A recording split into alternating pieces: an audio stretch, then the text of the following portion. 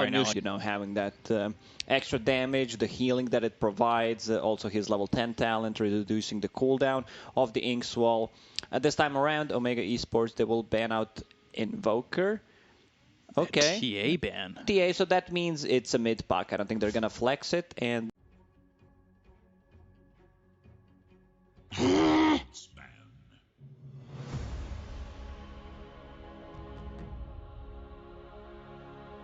and it just seems so strong. It's been combined with like Lion as well.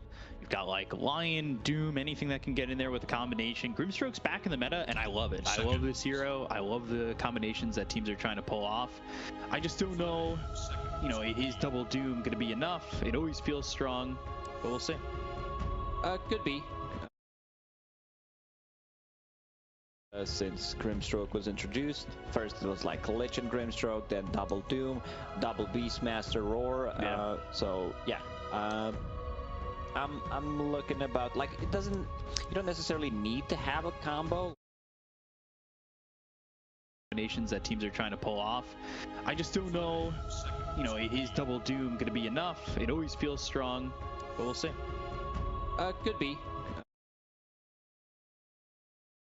Doom and everything like that, but Grimstroke on his own is just one of the stronger 5-position heroes, especially right now. He feels like he's in a really good spot. We see a lot, not a lot of times, but situationally as well. Grimstrokes go for that axe, go for that dark portrait, and even the shard feels pretty strong right now. Like shard is actually really super good. You know, having that extra damage, the healing that it provides, also his level 10 talent, reducing the cooldown of the Inkswall. This time around, Omega Esports, they will ban out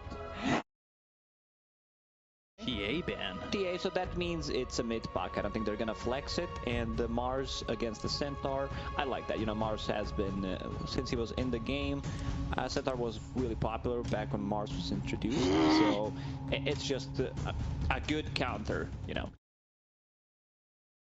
You have this Mars arena that can keep them inside. It just feels like you're giving up the Doom, and that's the Double Doom, and now you've got to play around that.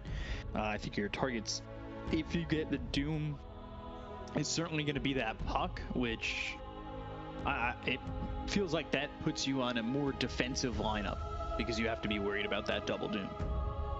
And I wonder what Omega are going to play around this. Is if that puck is the mid, they've got their 2-3 already picked up. They need to go for their supports. We'll have to see what they want to go for. Enchantress, Dark Willow, the 2 supports banned by TNC right now.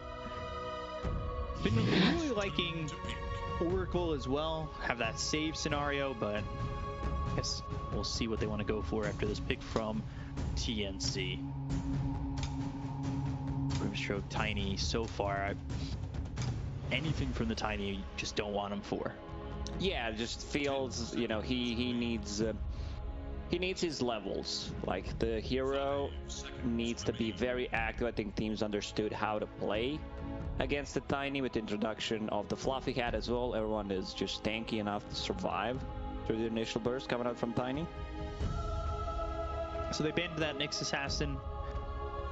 Want to make sure that you're not in any danger of getting hit with that Spike Carapace, putting yourself out there and getting followed up by like a Centaur stun or even puck coming in. You know, you've got, if you have that,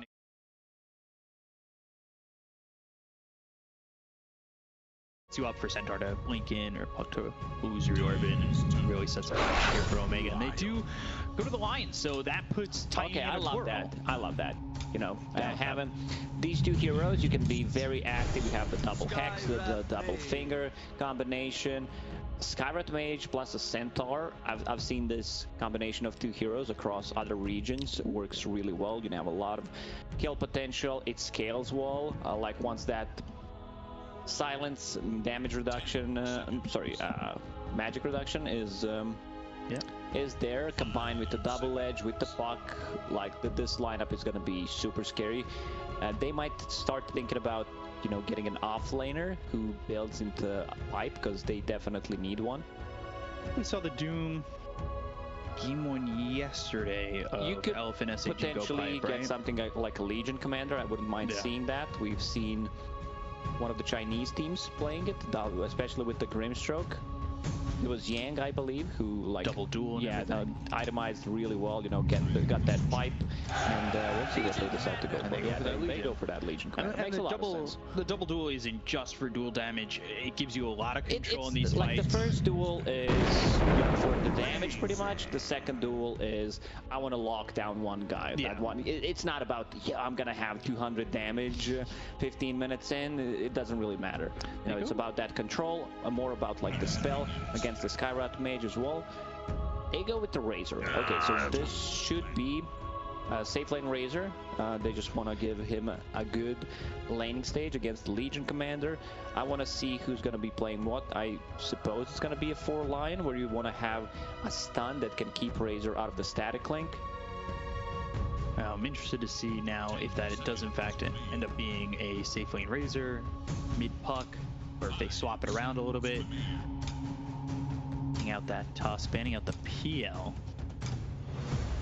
TNC, last pick. They're looking for a safe laner themselves. Like, what are they looking towards against this lineup at the moment?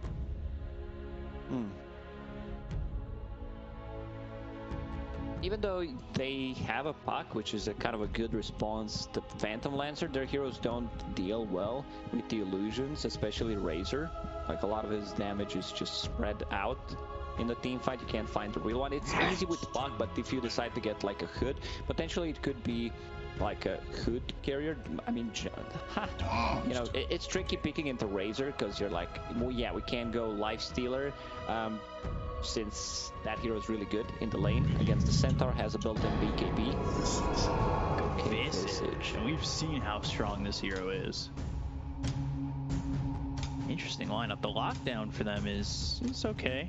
Dream Coil, Hoof Stomp, Skyrath maybe goes for Radabatos. Not necessarily. Like, it's okay build, but you could potentially, like, his cast range is not that great. So like Lens is fine. Getting possibly like a Glimmer Cape is also okay-ish. If you can farm that, it's good, but it's a very greedy build-up, I would say. Right. And especially against the Legion Commander, where you have the spell mechanic. End up going Spectre. Okay, I love that. You know, this is the hero that with the dispersion becomes super tanky. You don't care too much about the Skyrat Mage. I like what TNC's got here. You know, they have a bit of a global presence from Spectre.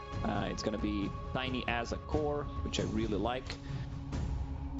I think this is also a lineup for TNC, like you're trying to keep the map open for Spectre that can accomplish that. Tiny can get going pretty quickly. If it gets like a Blink Dagger first, you get early duels, you've got burst damage from line at 6. I think these 4 heroes can certainly do a good job keeping the map open for Spectre, get like those first items and then get involved afterwards. Yeah, Spectre's a bit slower compared to some other heroes that you kind of want to fight early on with, even though like some Battle Fury carriers like Juggernaut, Ursus, they will potentially join a fight. So will Spectre with the Haunt, but it's a long cooldown. Good Blade Mail game. Like, it should be Blade Mail into Manta style, into something else, probably just a bit more tankiness, Scotty type of a build from Spectre, because you get so much value from the Blade Mail here against the Skyrat Mage, against the Razor. It's just a good build up. Maybe potentially even get a hood as a first item. I wouldn't mind seeing that here, considering the amount of magic damage that they got. Yeah, go hood.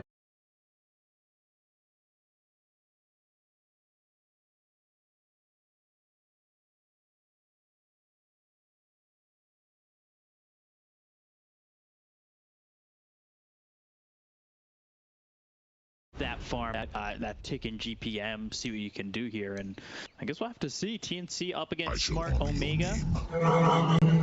Be an interesting game. You are dead. You should run. I'm definitely leaning a little bit more towards TNC. Yeah, I kind of like what they got. You know, the combination with the Grimstroke. I think Legion is a bit of an underrated hero currently, considering what he provides.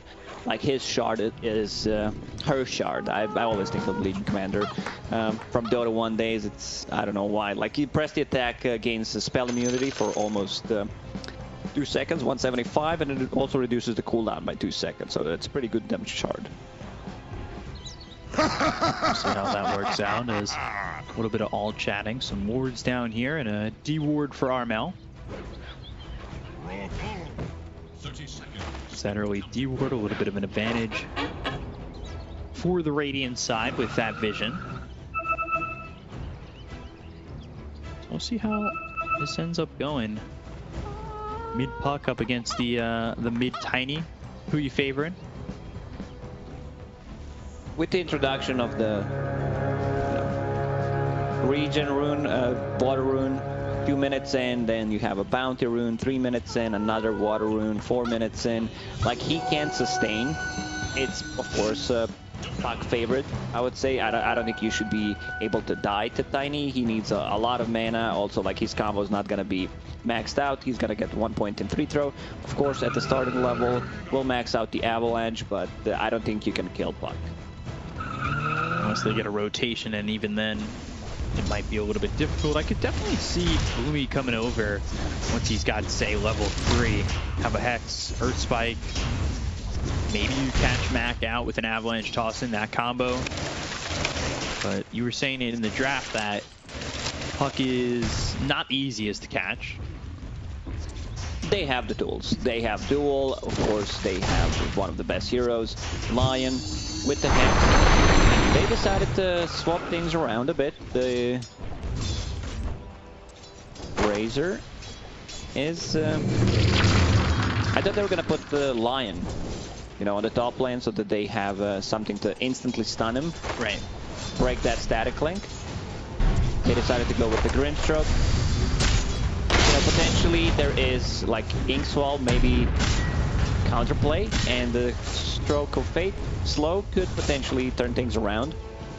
Yeah, Inkswell, Stroke of Fate, definitely a combo to be weary of. That with the maybe like overwhelming eyes. That's the attack coming in. CML taking a lot of damage. They've got the static link onto Bach. CML living with just a sliver of health.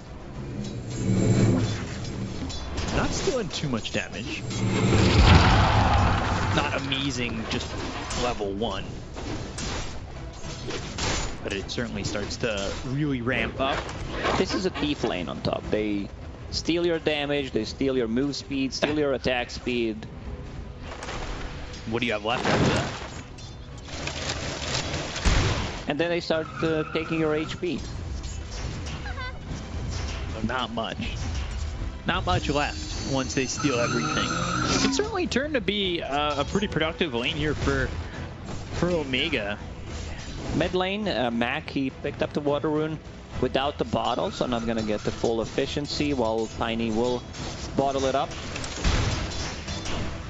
A new fresh bottle, now full of some fresh water. Inkswell turns up Tino, but again, that damage getting sucked away. Gonna hit that hard when you're going after an aggressive play like that. And Sam H needs to be careful, thinking about going in onto Gabby. He's got the slow from Shanks. So far for Gabby, just 8-1. So things a little bit difficult for the Spectre down bottom. HCS, you know, she will get the farm eventually. Like, Lion started with Boots of Speed, so he doesn't have too much regen to offer to his Spectre as well. Boomy will steal. You know, you steal something on the top lane from us, we'll steal your bounty rune. That's how it goes, keeping things balanced. Balancing all things.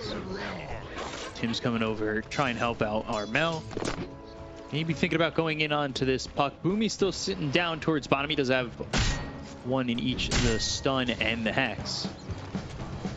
Not sure if that's enough yet to really make a move over towards mid and to protect Gabby, who's certainly struggling at the moment at just 13-1, but maybe he starts to get off the ground.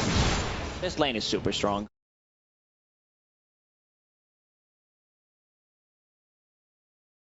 Or with the double.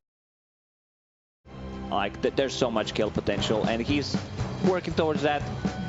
Vanguard, which seems to be one of the most popular items nowadays on a Centaur. It got a buff in terms of damage reduction and costs 100 gold less. That quick ring of health, you have that extra regen to start the lane off. He's already regenning at 10.8.